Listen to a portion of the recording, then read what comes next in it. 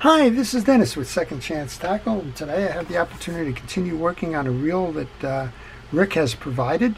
This one is an Ocean City 981. The reel is approximately 60 years old or so, and he's got a problem with it. It says that the line, this does not go into free spool. You'll see the handles turning, and that usually means that, well, something is misset inside. So we're going to take this reel apart. We'll show you how to service it and how to get it back running again without that handle turning the way it is. So let's find out what's going wrong with this. Sometimes it's a matter that the pinion gear is not releasing from the spool, and that can be dried grease, or it could be that the pinion gear is frozen on, but we'll see. We start by removing the exterior pieces. I take the handle nut off. I use the little Ocean City wrench, but that's a standard size screw or nut, so you can do that with a regular box wrench. And that's USA threads there because, well, they weren't making them metric back in 1950s. I'm going to remove the star adjuster and the little washer under the star adjuster, and then there's a gear sleeve here that should be removed as well. That'll give us access to the gear side, and there's 6 screws that are holding the side plate on.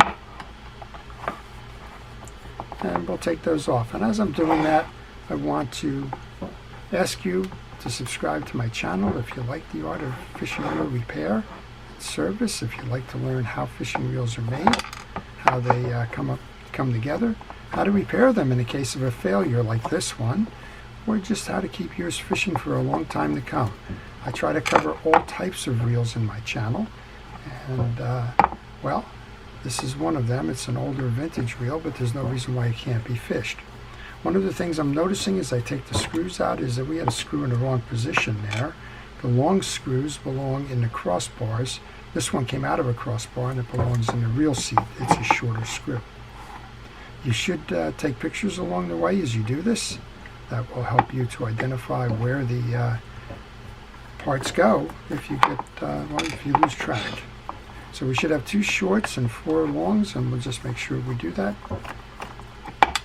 1 more to go here, and kind of get an idea. So somebody's been inside the reel. Well, I would hope so. The reel has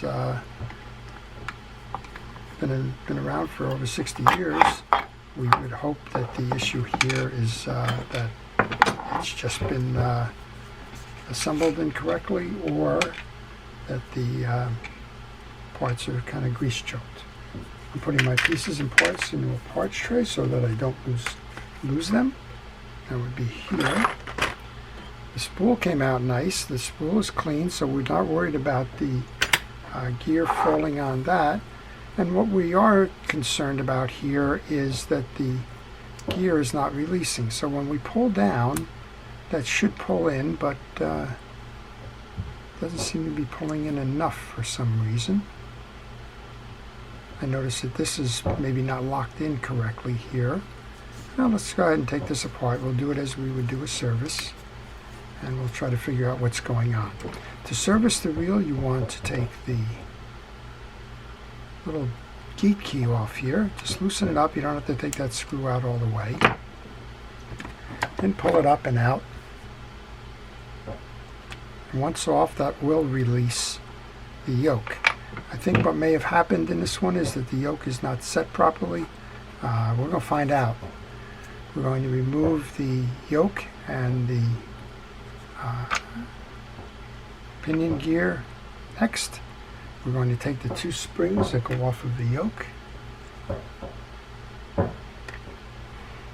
And this one has the anti-reverse spring on the bridge, so you don't have to go any further in the removing these 2 pieces. If you didn't have that on if that anti-reverse wasn't there, you would have to come back and pull this one out to rotate the bridge to reset it. I got a lot of questions on this one in terms of how is that anti-reverse spring set, or the eccentric spring set. It's a flat spring, rests against the side case, wraps around the stud here, comes in, and then there's actually a lever that kind of points up picture that as the extension of the spring that rides in the channel of that eccentric. You do not need to remove that as part of a normal service. Okay, this one I usually find that I can't get the screws out without these two nuts locking up. We'll see if we have any luck here. If we can get these out, all the better. It's a little sleeve that these sit in. Maybe because this has just been serviced, or appears to have just been serviced, we'll get away with it. I'm trying to hold tension on the back of that with my finger to stop that little nut sleeve from spinning, and we were lucky that we got that out. Okay, I'm just going to leave those pieces there because something rather significant is probably happening on with the way that that's set. This whole thing should push out now. And what we will do is we will grab this, clean out the old grease using a paper towel first to kind of do the mop up. This is, I would guess that this was serviced relatively recently, but looking at the grease may not be the case. This grease seems to be a little bit older. Let's remove our main gear. I'm going to check our drag washers in here. And again, this looks like it's just been serviced because there's a lot of blue grease. Now somebody may have just gotten kind of sneaky with this one and just kind of tried to put some grease without removing the bridge. That's always a possibility. I'm going to check the teeth. And that kind of tells you that if somebody was servicing this wheel, they just tried to kind of slap something in from underneath because there is dried grease in the teeth, so we want to remove that. Check the teeth the whole way around, make sure that they're uniform and clean, and then we can go ahead and re-grease the gear the right way.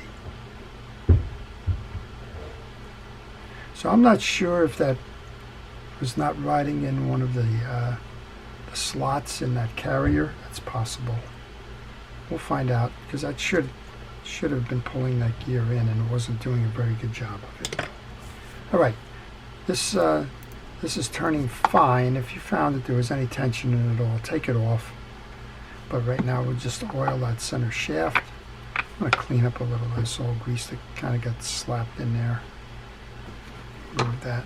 Put your main gear back on. And now we have 3 of these washers. If you find that you have a washer that has failed, the Penn 155 Beachmaster washers are a good substitute for these. You can't get these any longer. Parts support has been long gone on the Ocean City reels. These reels were made in Philadelphia, and in 1957, Ocean City was sold to True Temper, and True Temper continued to produce some of the popular models through the early 1970s when they got out of the fishing reel business. Right? So, figure 50 years now, and you haven't been able to get parts service on these. But they've lasted. This is a survivor. This reel's been out there for a long time, and we're going to see if we can continue to keep this reel fishing. Okay, there's some grease that certainly was put on that side. We'll wipe that clean. This is a bushing over here. It's a cast control cap and bushing. Let's get some grease in there.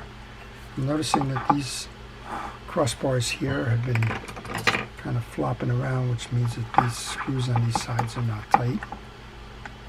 Not sure what's caused that, but this one's loose as well.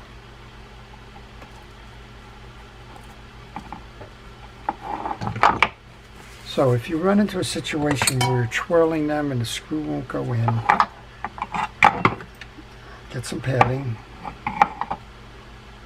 clamp down on the padding, not on the metal part,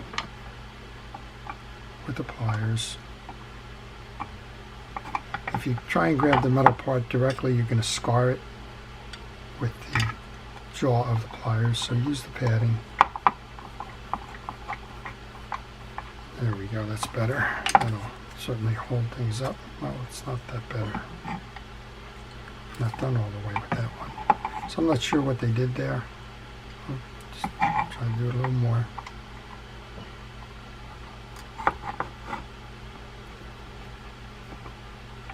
Okay. All right, so let's go put this spool back in. And then we can turn our attention to the other side and figure out what's going on with the assembly itself.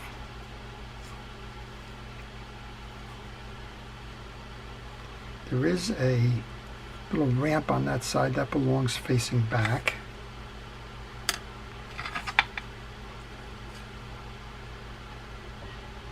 That's so that when that jack comes down, it doesn't bump into it.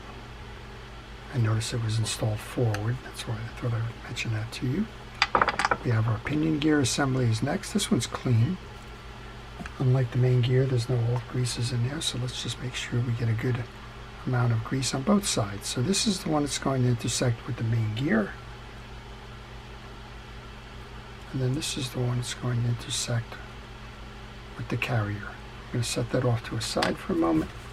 And the next thing we want to do is put the main gear back in. Again, if you have one where the anti-reverse dog mounts from the side, you're going to have to remove this stud to put that in. But in this case, the anti-reverse dog is mounted onto the bridge, so there's no need to do that.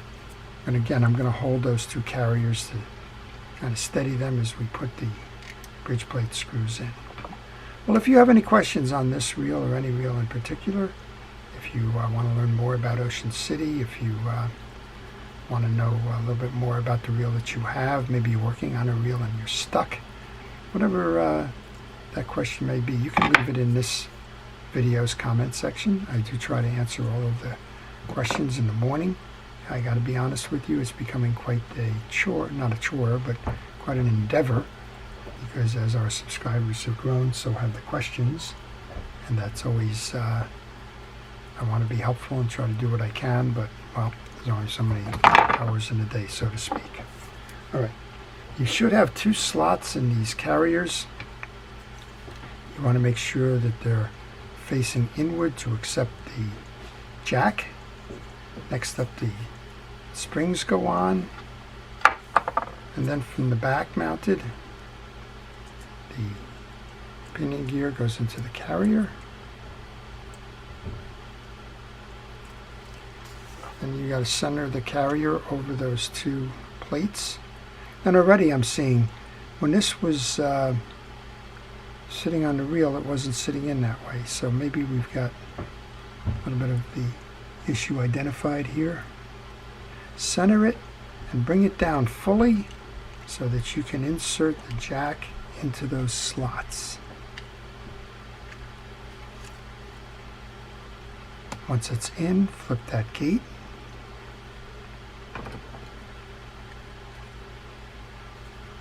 And tie down the gate here.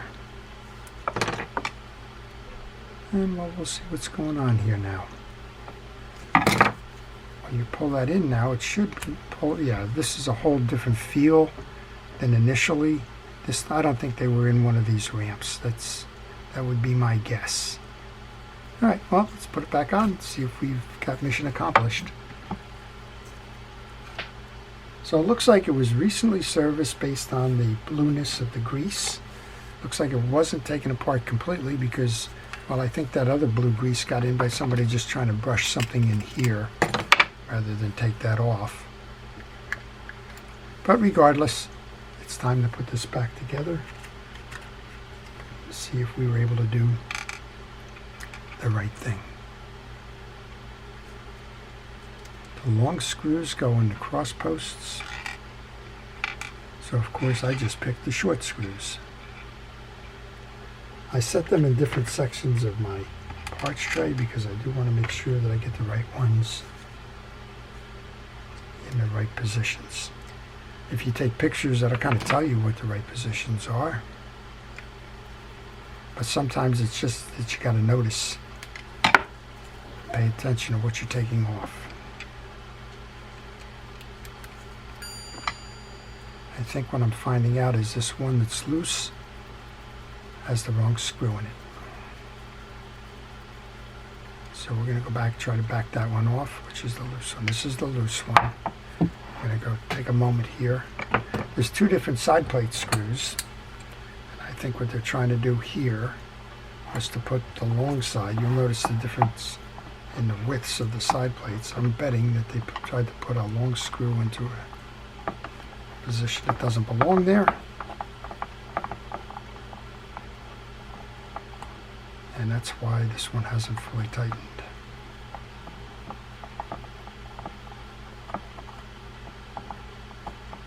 And that's what it is. They put the drive side screw into the non-gear side plate.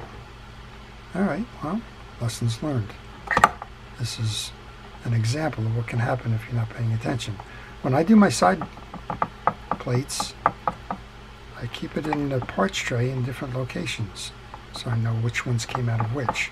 But of course, this is a 50-year-old reel now, 60-year-old reel.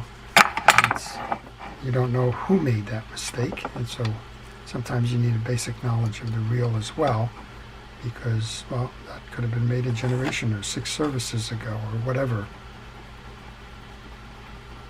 So you do need to pay attention to the basic mechanics of the reel as well. Okay, much better. All right, we've got another side plate screw here, and then we have our 2 shorts. We'll put our handle on and we'll give it a test. So what have we done so far? We've taken the reel apart. We've tried to do some problem diagnosis. Looks like the jack was not set properly on the inbound side. We're not sure yet, but we'll find out when we do our test if that was the solution to the issue. We reset everything. We went and greased the drags, which were certainly not serviced. Made sure that all of the pieces and parts were in good condition. And now we're reassembling. When you put your star adjuster on, make sure it goes on nice and square and easily. Now these reels, sometimes the threads up here get damaged because of the way that the handle goes on. You may need an assist. Use either a screwdriver in the 2 slots here, or use the handle as a wrench if you need to steady it while you're putting your drag adjuster back on. Tighten that down. Let's go ahead and bring the nut over. And again, I think this is a 5/8 wrench or a 9/16. I'm not sure. I'm just using one that is an Ocean City wrench. Let's give it a turn, see how we're doing. More importantly, let's go into free spool. Look at that. Free spool is turning, handle is not turning. So whatever the issue was there, it's been corrected. You want to use your side plate adjuster so that you just have a little bit of a knock. You might be able to hear that. That's properly set. Let's drop that in the free spool and look at it spin. Spins nice and beautifully. 65-year-old reel, kind of running just like it was yesterday. Give it a nice turn. Turns nice and free and easy. This reel's ready to go fishing again. So I hope you've enjoyed that. That's the Ocean City. I think it's the 981, and it's our nice fishing reel for all around inshore deep lake fishing or drop fishing from a pier or boat. So I hope you've enjoyed that. To our first responders, essential personnel, thank you for everything it is that you do to keep us safe. To everybody, please stay safe, stay well, stay watching. Keep your equipment well maintained because, well, it's time to go fishing. You wouldn't want to miss out on the bite because something is not up to spec. This is Dennis with Second Chance Tackle. Have a great day.